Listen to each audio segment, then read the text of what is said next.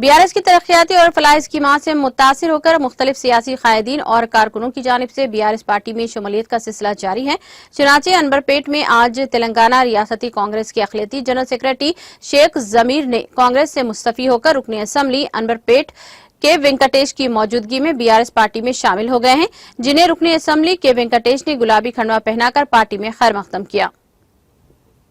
करता हूं कांग्रेस पार्टी को रिजन करके बीआरएस पार्टी ज्वाइन कर रहा हूं, क्योंकि पार्टी ज्वाइन करने की वजह ये है, चंद लोग हमारे पास पार्टी में चंद लोगों से इख्तिलाफ होने की वजह से उस वजह से मैं कांग्रेस पार्टी छोड़ दिया।